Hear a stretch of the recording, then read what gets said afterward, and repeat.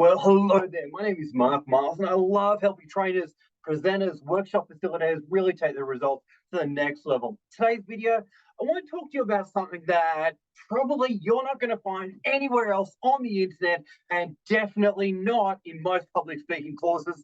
Because at the end of the day, magicians do not like to reveal their secrets. Magicians, masters, experts in the field do not like to reveal the stuff that really, really, really works. And in today's video, I'm going to do exactly that. And I'm going to be a little bit out there and share some magical tricks, so to speak, that you can use when you are delivering any kind of content online in a live fashion. Because what we found is most people, when they've been delivering face-to-face workshops or face-to-face trainings, they felt quite comfortable. They've been good at public speaking. They've been good at facilitating the workshops, right? And they've been off to their Toastmasters, their public speaking courses, and they've got that sorted. But here's what we noticed, folks. When the pandemic happened, and even if this video ages, there was a pandemic and there was a huge shift, and everybody had to start to deliver their training or their workshops or their presentations online. Now, that was a little bit scary for a lot of people because they suddenly were in a position where it's like, oh my gosh, I need to face the camera. I need to go into a world that I probably never delivered before. I need to work out technology. I need to look at people. They need to look at me. It's a little bit intimidating. I need to be able to, ask questions to a group and hope they answer, or I need to keep people actively engaged. And how am I going to do that? I need to do breakout rooms, but I don't know how to do that. And suddenly it was a brand new, unfamiliar reality for a lot of people. And we need to appreciate that if we're going to deliver online and online well, there's certain things that we need to appreciate as a presenter. Now, in this video, I want to go through 1, 2, 3, 4, 5, 6 ways that you can actually use the chat box, or 6 techniques that you can use in the chat box to really create engagement and get people actively involved in your session. Now, here's the thing, folks. If you don't know these, then your chat box is going to be very, very, very quiet, right? And as a professional trainer, presenter delivering online, you need to be able to get responses from your audience, right? Now, the thing is, in the online environment, you can't just ask a question and hope someone answers. You actually need to tell people how to respond. Now, in the face-to-face environment, you can ask a question and people will respond because they can hear you, right? But in the online environment, typically most people are on mute, right? And that's a new paradigm. That's a different way of experiencing things for a learner, right? They're on mute. So even if you ask a question, they're like, okay, well, how do I answer? So as a presenter, you have to really get good at telling people how to respond, right? There's 3 general ways to respond in the online environment. You can do it physically, you can do a thumb, you can tell the audience, all right, if you're feeling good today, give me a thumbs up, right? So you can tell people to respond physically. You can also tell people to respond in the chat box. That's what we're going to focus on in this video.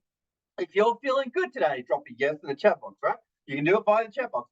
Or you can actually call on people and say, all right, Bill, unmute yourself and tell the audience or tell the group, how are you feeling today? So you can do it that way. But here's the thing, folks. If you get good at the chat box and getting people to respond via the chat, you are going to become someone that's super engaging and is going to really set an active tone and interactive experience for your audience, right? And generally, that's what they want. They don't want to sit there and be, I guess, passive participants. They want to be active. Well, they're not saying that, but generally, that's what they want to be part of, right? Unconsciously. So let's get into some ways that you could use the chat box masterfully, right? So tip number 1, I love to use a chat box as an audio check when I very start training or launch the experience, right? So what I'll say is drop a yes in the chat box if you're going to hear me and see me, folks. Drop a yes in the chat box if you're going to hear me and see me. Now, I love this one because it gets people active within the first 30 seconds, right? So it's a really great one. Drop a yes in the chat box if you're going to hear me and see me, right? So highly recommend that you do that. You can also do the thumbs up, do a thumbs up if you can hear me and see me, which is okay, but generally I want to train people to use the chat box as quick as possible so that people know that active participation is required. And what you can then also say is, Sue, I haven't yet heard from you. Can you hear me and see me? Or Bill, haven't yet heard from you. If you can hear me and see me. And you want to be capturing responses from everyone. That's a big fundamental principle there. You don't move on until everybody's responded, right? Next one. What I love to do is make sure everybody is on the same page or everybody is back from break, so to speak. So what I will do is send people off to break and I'll drop in the chat box the time to come back. And when we've come back, I'll say, all right, drop a P for present, drop a P in the chat box. Now, let me know that you're back from break and that you're ready to learn or ready to engage in the content we're about to go through, right? So drop a P in the chat box and let me and others know that you're present, ready to go, ready to learn, and ready to have some fun, right? So next one, number 3, is if we are doing any kind of activity and you get complete on it, what I'll often say to people, all right, folks, if you are done on that thing that we've just done, drop a D for done in the chat box. All right. And again, it trains people to let me know, let other people know their progress. Because one of the hardest things delivering online is actually knowing where are people up to in whatever you're facilitating. All right. So drop a D for done, or it could be an R for ready. All right. So those are another ways that you can do it there. Next one. All right. So if you're teaching a piece of content, what you can actually do is you can actually get people to drop a word in the chat box, right? So if you're talking about leadership, right? So you can say, all right, today we're going to talk about the importance of great understanding, great connection with anyone you're leading, so to speak. So today we're going to talk about empathy. Everyone drop an E for empathy in the chat box there for me. Drop an E for empathy. Or you can say, everyone drop the word empathy, E-M-P-A-T-H-Y, in the chat box, and let's bring that to the forefront of our minds, right? So you can actually tell people to drop things in the chat box in an effort to actually remember things. Now, if it's a complicated word, you can get people to just drop the first letter, like an E or a C or whatever it may be, into the chat box. And that way, people don't need to worry about spelling, and it couldn't be a quicker and faster way to do it. So maybe you're talking about public speaking, right? So you're going to say, all right, folks, when we're talking about public speaking, one of the fundamentals is that you've got rapport with your audience. Everyone, let's lock that in. Drop an R for rapport in the chat box there, all right? So you can do that as an attempt or another strategy to get people to write things down. So it's kind of like the online equivalent of writing things down. Next one. You can also use it to check in with people. So you can say, all right, folks, today we've gone through the top 6 ways to be able to do X, Y, Z. Before I move on, everyone, how many ways was it to do that thing that we just talked about? Drop the number in the chat box there for me. How many ways was it? Yes, absolutely, it was 6. Thank you so much. Really glad that you got that. And you can actually make sure that people have caught the thing that you've taught before you move on, right? So you can use it as an intro thing. You can use it as an outro thing as well to just capture the learning and lock it in, so to speak. So you can do it as kind of a quiz thing as you move through the audience or through the content there. And you can also, leading on to the next one, you can say, in the face-to-face environment, we'll often say, does that make sense, right? They'll go, yeah, and they'll nod along with you. In the online environment, you can say, does that make sense? But if you don't tell them how to respond, it's kind of weird. People are like, yeah, it does, but I don't know how to tell you, right?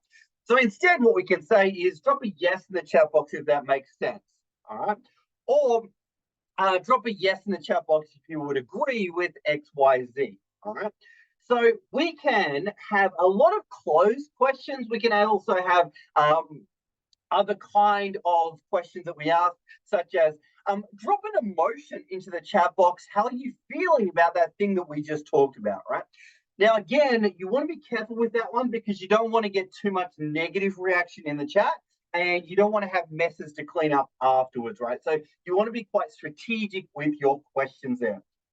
So, folks, hopefully you got some ideas now as to how you can use that chat box, right? So we've got to drop a yes in the chat box if you're going to hear me and see me. All right. We've got to drop a P in the chat box and let me know that you're present and ready to go after a break that you come back from, right? Next one, drop a D for done or drop an R for ready in the chat box if you are complete on what we've just done as a group or as an individual. Maybe you want to check in with people and see how they're progressing as well. So you can say drop a 3.3 in the chat box if you are finished up to 3.3. It's another strategy, right? So next we've got the drop an R in the chat box for rapport, or drop a C in the chat box for curiosity. And you can really earmark or bookmark the thing that you're talking about there. So as you're going into it, or even as you're talking about it. So next we've got the outro part, which is checking in to make sure that people have learned something. So you can say, before we move on, let me check in. What was that thing that we just talked about? All right. So before we move on, let me check in. How many steps was that thing? Or, what was the name of that thing? Drop the name of that thing in the chat box there for me, right? Now, next, what else have we got? The last one there, drop a yes in the chat box if that makes sense. All right, folks, hopefully you got some value from this. And I guess my suggestion around this is get the reps in. Get the reps in. Actually start using these expressions, get comfortable using the expressions, and start to own the space. It does take a little bit of confidence to back yourself when you actually ask these questions or tell people what to do. But the last thing that an online person or participant wants is to just sit there passively. They actually want to be part of the experience. And if you can use these phrases and get people responding in the chat box, you're going to get a lot more engagement, a lot more happy campers, so to speak, because they're going to feel like, wow, their participation matters. Wow, their existence matters, right? And also, every time someone responds, you probably want to acknowledge their response as well. So as people drop in their yeses, you can say, oh, thanks, Bill. Thanks for letting me know. Frank, thanks for letting me know. Awesome. Mary, so glad you responded there. You really set up the experience of, wow, my participation matters, right? Hopefully you got some value from that. And as always, go off and use it. See the results that you get. See what happens, right? And maybe even drop in some comments down below. Let me know which phrase really stands out to you. But guaranteed, if you start to play with these, you'll start to see some great results. And these phrases you can really develop and expand and make your own as well, and really start to create some amazing engagement in the training room, aka Zoom experience. On that note, folks, thanks so much for watching. Like, comment, share. Let's get this out there so that the online experience is even more enjoyable for every single one of the participants in an online learning environment and corporate workshops, or however we define the training experience that we're delivering. Thanks for watching, team. We'll see you on the next one.